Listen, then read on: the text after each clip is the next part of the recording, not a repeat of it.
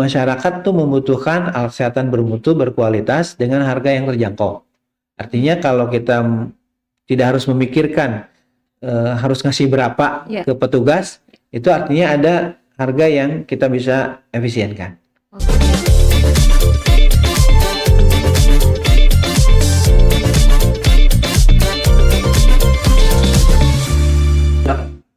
Healthy. Kalau mendengar kata perizinan alat kesehatan, mungkin bagi sebagian orang terasa topik ini begitu jauh ya dari kehidupan sehari-hari.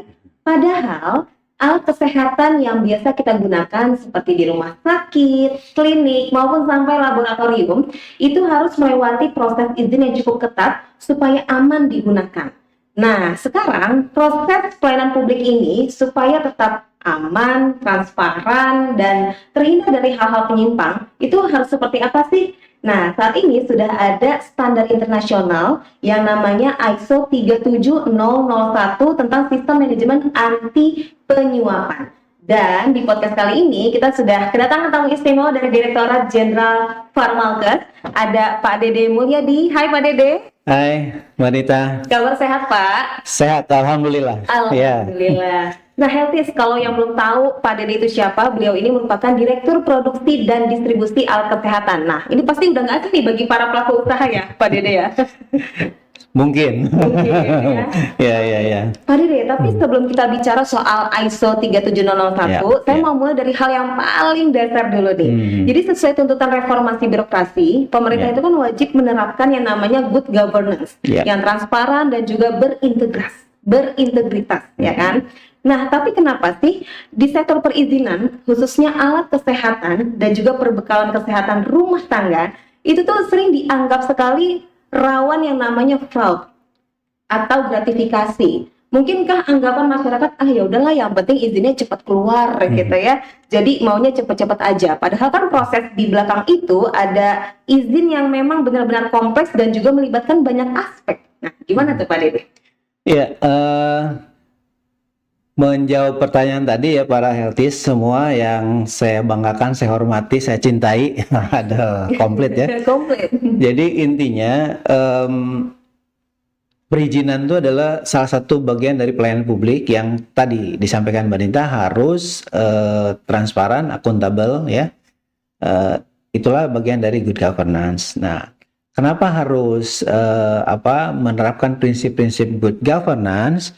Karena perizinan itu akan menjadi pintu masuk ya untuk sebuah produk itu bisa diedarkan di masyarakat. Artinya kalau itu tidak transparan, tidak akuntabel, maka apalah jadinya produk yang beredar di masyarakat. Ya bisa dibayangkan ya.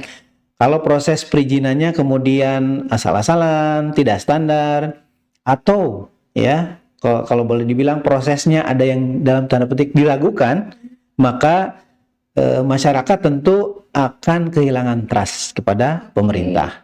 Intinya itu sih. Dan pastinya juga masyarakat nggak mau dong ya kalau kita menggunakan alat kesehatan. Iya, jangan-jangan tensi yang harusnya normal jadi tinggi misalnya gitu ya. Terus diobatin, padahal enggak gitu kan. Itu contoh kecilnya. Itu dia haruslah ada yang namanya standar internasionalnya gitu ya Pak ya. Iya. Tapi kalau kita lihat lebih dalam nih Pak, sebenarnya apa sih faktor-faktor yang mungkin bisa membuka celah praktek-praktek tersebut tuh? Apakah mungkin karena adanya tekanan bisnis kah? Atau mungkin sistemnya yang masih kurang kuat? Atau mungkin masih ada istilah titip menitip nih di pelayanan publik? Kalau menurut Pak Dede gimana? Ya, jadi pelayanan publik itu identik dengan orang tuh cenderung kan pengen dilayani tuh dengan cepat ya. Pokoknya saya ingin duluan ya kan, kemudian saya ingin mendapatkan perlakuan yang istimewa misalnya, itu kan manusiawi ya. Nah, tapi kan kita harus ada standar-standar yang harus dipenuhi. Nah, saya ingin sampaikan satu data nih, bahwa di 2020 itu ada namanya survei Global Corruption Barometer GCB. Itu tahun 2020 melakukan survei dan menempatkan Indonesia di peringkat ketiga ya pada kawasan Asia untuk praktik suap. Ya, di pelayanan publik. Nah, artinya kan tuh kayak red flag ya. Kayak kita tuh, aduh kok ya pelayan publik kita kok ditempatkan di peringkat 3 untuk kasus suap penyuapnya.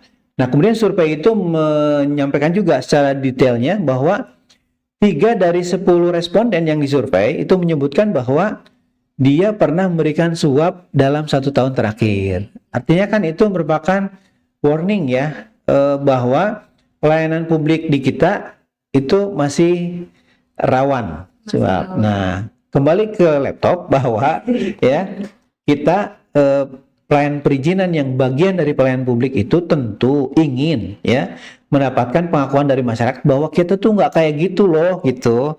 Nah, maka kami cari-cari tuh bahwa cari-cari gimana nih caranya gitu kan. Maka kita kemudian dapatlah yang namanya ISO 37001, Sistem Manajemen Anti Penyuapan. Kira-kira seperti itu ya Tapi bisa latar belakangnya. dikatakan nggak Pak, ISO 37001 ini merupakan jawaban dari keresahan kita semua mungkin dari yang tadi proses pelayanan publik yang supaya kita ingin menciptakan hal-hal yang transparan gitu, bebas dari KKN gitu. Bisa sesederhananya tuh bisa kita pahamnya seperti apa sih Pak? Sederhananya gini, mungkin tidak 100% ya menjawab persoalan suap menyuap tadi, tetapi saya mungkin sampaikan ada satu teori dari Donald Kreiser itu di dalam teori yang namanya fraud triangle ya. Jadi fraud itu menurut Donald Kreiser ada 3 faktor yang menjadi penyebabnya. Yang pertama pressure ya, tekanan, kemudian opportunity atau kita bilang peluang ya, dan rasionalisasi atau pembenaran. Nah, dari 3 ini kalau kita bilang pressure, tekanan itu kan lebih ke dalam diri. Misalnya orang karena butuh uang, maka dia berlaku fraud. Misalnya memanfaatkan kekuasaannya atau kewenangannya. Atau dari eksternal, misalnya si pelaku usahanya karena dia ingin cepat selesai, maka ambil jalan pintas, udah gue suap aja, gitu kan? Itu pressure, tekanan. Nah, yang kedua inilah yang namanya peluang ini yang kita tutup ya, peluang orang atau siapapun yang bisa berlaku curang atau dalam hal ini dalam tanda petik suap penyuap. Nah, itulah yang bisa dijawab oleh sistem ya. Peluang ini ditutup dengan sistem. Sistem manajemen anti penyuapan salah satu upaya untuk menutup peluang ini seminimal mungkin, tidak ada peluang untuk melakukan kecurangan atau suap penyuap. Nah, yang ketiga rasionalisasi itu lebih ke pembenaran. Jadi kalau orang berbuat curang, dia mungkin bisa sampaikan bahwa yang lain juga sama gitu kan, atau misalnya dia merasa bahwa pelayanan kok lambat, kenapa yang lain cepat. Nah, itu kan berarti ada ketidakadilan untuk istilahnya supaya dia lebih cepat lagi kan, jangan-jangan ini ada suapnya. Jadi kayak membenarkan lah, berarti kalau dengan cara memberi sesuatu kepada petugas, gue bisa lebih cepat, gue diistimewakan gitu. Itu kira-kira ya. Jadi 3 hal itulah yang kemudian kita ingin jawab dengan ISO 37001 Sistem Manajemen Anti Penyuapan gitu. Oke, tapi kalau kita bicara soal sistemnya sendiri, itu seperti apa sih Pak? Apakah berupa pengumpulan dokumentasi kah? Atau mungkin ada sistemnya tersendiri yang harus kita lalui? Alurnya itu seperti apa tuh Pak? Ya, jadi pada dasarnya untuk memperoleh gambaran tentang sistem manajemen anti penyuapan, saya gambarkan gini, bahwa dalam satu organisasi itu ada namanya sistem pengendalian. Untuk mewujudkan sistem pengendalian yang kuat, kita harus identifikasi risiko-risiko apa saja yang kemungkinan akan menjadi peluang untuk orang berbuat fraud, atau lebih spesifiknya lagi adalah suap gitu kan. Nah, itu sistem manajemen anti penyuapan itu menyediakan perangkat tools ya, dari mulai bagaimana identifikasi risikonya, kemudian bagaimana memitigasinya, bagaimana membangun sistem gitu ya.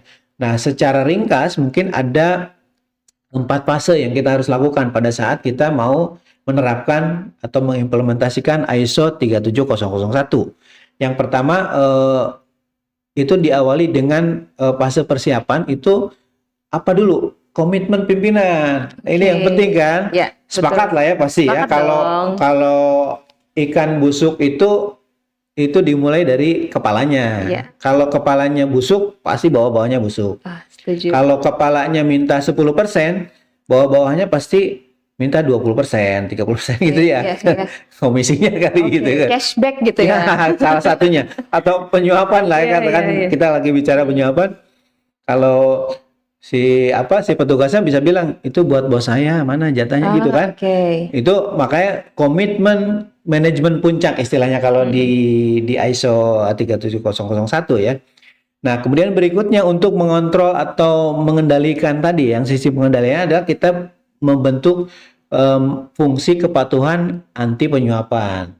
Namanya Oke. FKAP ya, fungsi kepatuhan anti penyuapan itu adalah salah satu personil yang ditetapkan oleh pimpinannya untuk mengawal. Oke, Ya. berarti ada tim khususnya gitu Ada ya, Pak? tim khusus. Itu fase pertama setelah pimpinannya punya komitmen dibentuk kayak timnya untuk mengawal.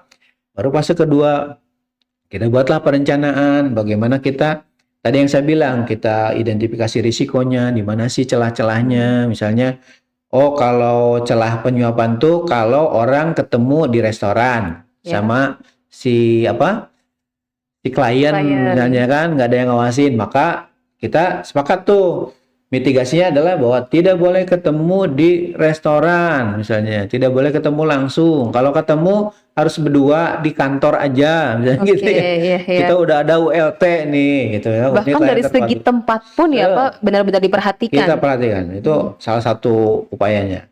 Nah, kemudian apa yang berikutnya yang ketiga itu implementasi dan evaluasi internal. Jadi kita mulai itu implementasinya itu dari mulai awal tuh kita dari mulai aspek kebijakannya, kemudian sosialisasi kan kita nggak mungkin dong hanya 1-2 orang aja gitu kan, harus semua dong sepakat gitu. Makanya dari awal waktu saya ingin menerapkan ini saya kumpulin tuh pegawai semua. Jadi kita lakukan internalisasi. Lama prosesnya kan, nggak cepet gitu kan. Jadi diinternalisasi sampai muncul awareness-nya semua, aware-nya semua ingin terlibat semua, ya sepakat ayo gitu kan.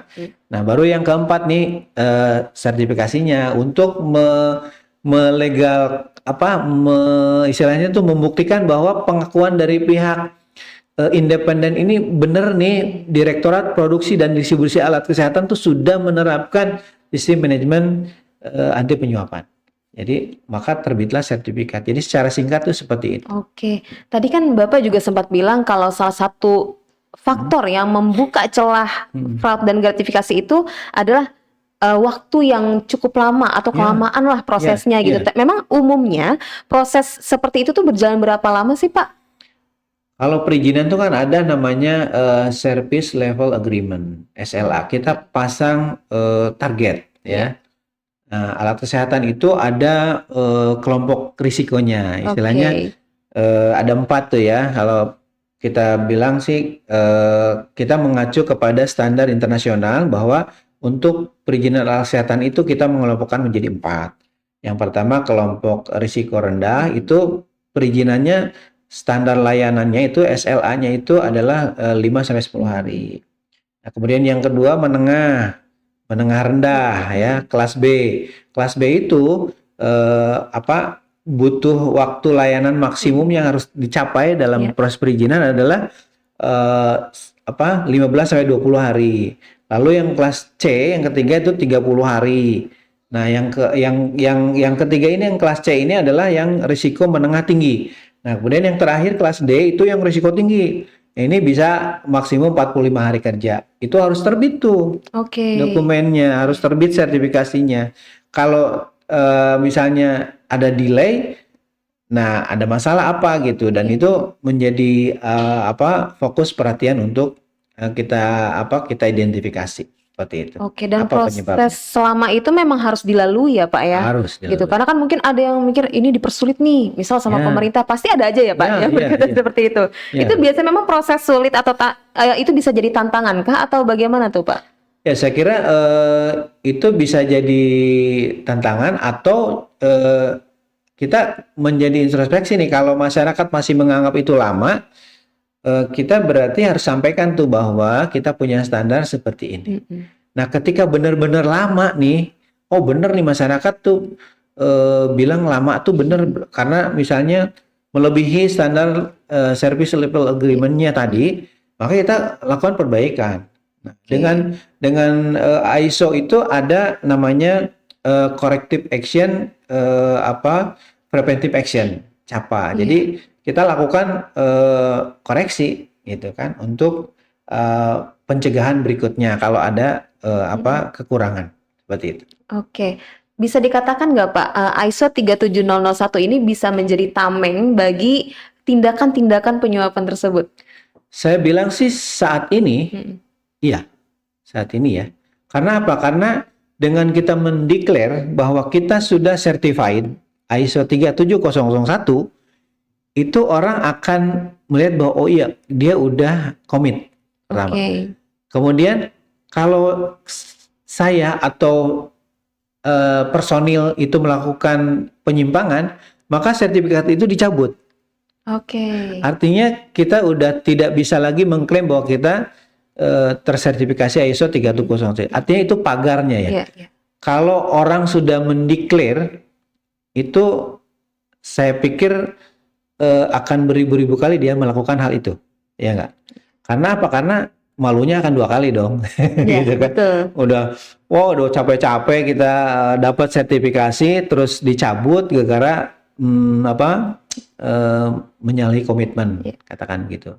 Jadi makanya bukan sekedar selembar kertas sertifikasinya itu yang bikin kita bangga, bahwa kita bukan soal bangga ya, artinya bahwa kita sudah komit nih semua bareng-bareng. Karena menyatukan, saya punya 80-an pegawai agar komitmen sama-sama bareng-bareng untuk tidak melakukan praktik suap menyuap, itu kan bukan hal yang mudah. Betul. Ya? Apalagi tadi penyebab korupsi itu bisa karena tekanan, karena kebutuhan misalnya ya.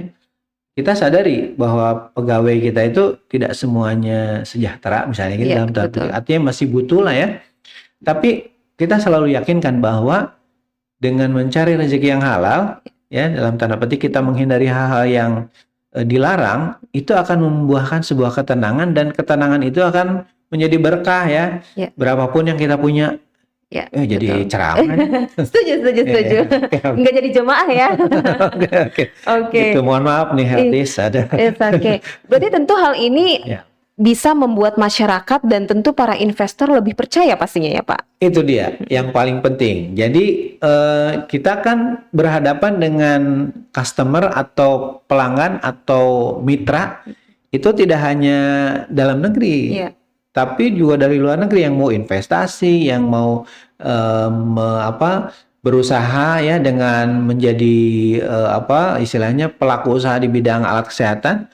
Mereka itu dengan dengan melihat kita serius untuk membersihkan diri dalam tanda petik dengan menerapkan sistem manajemen anti penyuapan, itu apresiasi banget. Artinya mereka percaya, oh iya kita kalau berusaha di Indonesia, investasi di Indonesia tuh aman gitu. Kita tuh nggak dimain-mainin gitu, ya kan? Pasti itu akan menambah kepercayaan. Kemudian dengan trust itu, maka semua peluang untuk orang berinvestasi akan semakin besar, saya yakin. Betul. Jadi memang manfaatnya sangat luas sekali ya Pak ya. Jadi bukan hanya sekedar pemeriksaan dokumen dan bukan hanya sekedar formalitas, bukan ya Pak ya? Kalau itu mah gampang, kita bisa cetak sertifikat, tempel di dinding, selesai. Ini enggak, proses yang saya ingat itu saya pertama datang di akhir 2023, awal 2024, itu sudah mulai menjadi cita-cita saya adalah ini salah satunya. Jadi mentargetkan bahwa kita harus menjadi satuan kerja yang menerapkan ISO 37001. Dan saya patut berbangga juga karena ini yang pertama untuk pelayanan publik di Kementerian Kesehatan. Wah, luar biasa. Boleh dicek ya. Wih, tepuk tangan boleh, Heltis? Iya kan? Karena pelayanan publik yang lain kan banyak ya. Iya. Ada pelayanan macam-macam lah ya, perizinan, ada pelayanan di di rumah sakit, ada di laboratorium, macam-macam itu kan pelayanan publik. Iya. Sampai saat ini yang kami tahu belum ada pelayanan publik yang lain yang sudah berhasil menerapkan ISO 3701. Ini bukan hanya soal bangga ya, tapi bukan tanggung jawab yang besar menurut Ya, saya. betul sekali. Tanggung jawab yang besar. Karena apa? Karena dengan mendeklar kita telah menerapkan dan telah diakui oleh lembaga independen, ya, berarti kita akan sangat berhati-hati. Wow. Ya kan? Sangat berhati-hati. Ya, kesalahan sekecil apapun akhirnya kan akan menjadi apa ya, dalam tanda petik itu menjadi sesuatu yang merusak citra kita ya, secara keseluruhan. Nah, yang pertama tersertifikasi sebetulnya di Inspektorat Jenderal. Iya. Tapi Inspektorat Jenderal itu kan bukan unit pelayanan publik. Dan waktu itu saya memang di situ juga. Jadi saya waktu itu masih di Inspektorat Jenderal, kemudian mencoba juga apa sih yang membuat orang lebih percaya gitu kan terhadap institusi kita, salah satunya adalah ini. Jadi di Kemenkes ada dua, pertama Inspektorat Jenderal, kemudian di kami di Direktorat Produksi dan Distribusi Alat Kesehatan. Dan ini merupakan pencapaian juga nggak sih Pak? Menurut saya ini ya boleh dong gitu ya, sedikit bukan nyombong, tapi maksudnya ini untuk motivasi kita dan teman-teman di Prodis Alkes yang pastinya sudah berkorban banyak untuk ini ya, untuk capaian ini, itu harus diapresiasi dong. Gitu ya. Dan ini merupakan menurut saya inovasi terobosan. Karena apa? Karena tidak semua pelayanan publik yang berani untuk declare. Ya mungkin kita setiap hari ya disuguhi berita-berita, ada yang tertangkap tangan, ada yang ditahan, diperiksa dan lain-lain ya, gara-gara ya itu tadi. Kalau KPK itu menempatkan suap penyuap itu menjadi 5 besar dari jenis-jenis korupsi yang ada di Indonesia. 7 ya, ada 7 jenis korupsi dari 30 yang ada di Undang-Undang 3199 itu yang menjadi fokus ya, yang menjadi fokus. Dan faktanya kalau kita googling itu yang namanya kasus pidana korupsi itu kalau nggak suap, pemerasan sama gratifikasi. Iya, rata-rata. Dan memang di dunia Pharmalkes ini sangat besar celahnya. Kemungkinan peluangnya ya. Bukan hanya Pharmalkes sih, pelayanan publik itu. Pelayanan publik. Iya. Namanya salam tempel itu kan. Ya, rentan sekali ya Pak ya. Oke. Pak, kemudian kalau boleh diceritakan nggak sebelum dan sesudah penerapan ISO 37001 ini, seperti apa perbedaannya yang dirasakan?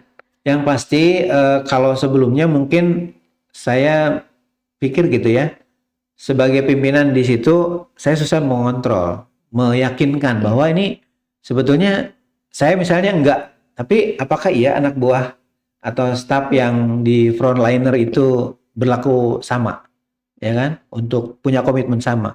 Nah dengan menerapkan ISO ini kita udah yakin dong gitu kan, karena sudah pede gitu ya Pak. Karena ISO ini menyasar semua, nggak boleh ada satu pun atau dua pun gitu kan yang masih punya perilaku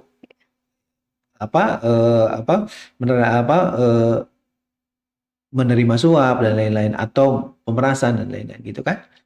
Artinya akan lebih ini ya. Kemudian yang kedua, kepercayaan menjadi bertambah. Dan saya setiap kesempatan berbicara di forum misalnya asosiasi pengusaha alat kesehatan atau ngobrol dengan itu, mereka harus saya yakinkan bahwa kami sudah menerapkan ISO ini, bahwa kami sudah punya komitmen untuk tidak menerima pemberian yang berkaitan dengan jabatan.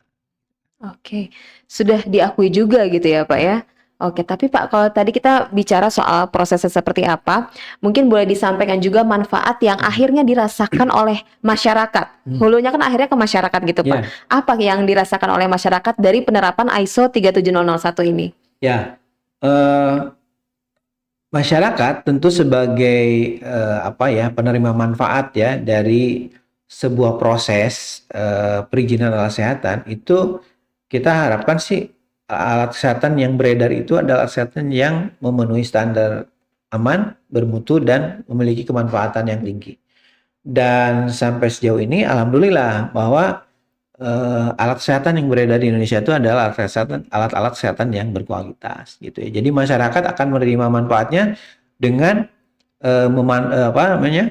menggunakan atau mempunyai pilihan untuk memperoleh pelayanan dengan alat kesehatan yang bermutu gitu kan. Karena apa? Karena prosesnya juga kita yakinkan transparan, akuntabel dan tidak ada suap. Nah, suap itu bisa jadi berpengaruh ke harga.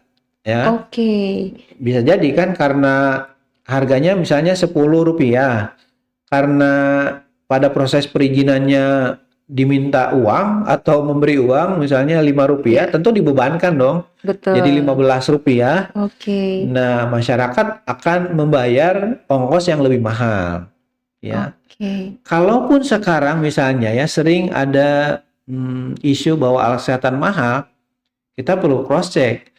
Itu bukan karena adanya suap penyuap, tapi mungkin karena bahan baku yang belum tersedia di Indonesia atau proses produksi yang karena sedikit ya jumlahnya itu akan memerlukan ongkos yang lebih mahal karena investasi. Tapi nanti manakala jumlah alat kesehatan yang diproduksi lebih banyak, maka ongkos break even point-nya akan tertutupi dengan jumlah produk tertentu yang secara keekonomian dia akan berhitung ongkosnya segini dapatnya gitu. Jadi bukan semata-mata ini pemerintah naikin harga alat ini gitu, bukan ya Pak ya? Ya, wow, luar biasa. Pak, terakhir Pak, mungkin Bapak ada pesan-pesan yang ingin disampaikan untuk para pelaku usaha di luar sana. Ya, untuk para pelaku usaha tentu saya berpesan bahwa jangan menggoda gitu ya.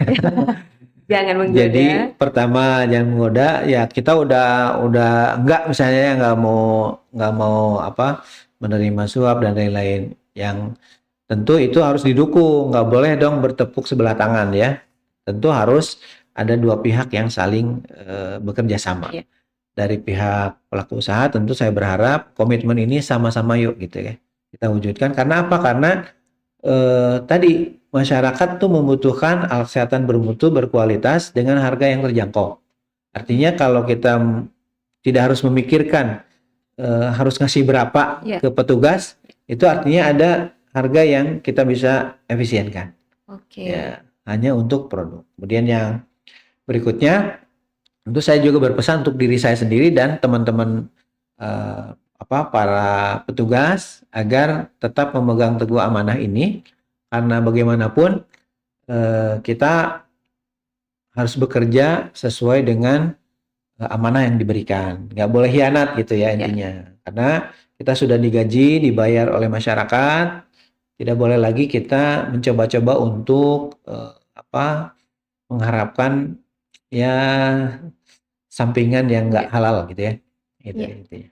Pak, saya boleh mau tanya sekali nggak Pak? Ya. Kalau dari Pak Dede sendiri gimana ya cara menjaga integritas? Ini kan kalau kita ngomongin soal komitmen, mungkin di pertengahan jalan itu ada yang tergoda atau bagaimana? Itu bagaimana cara Pak Dede itu untuk merawat komitmennya itu tetap satu dan tetap sesuai niat awalnya gitu?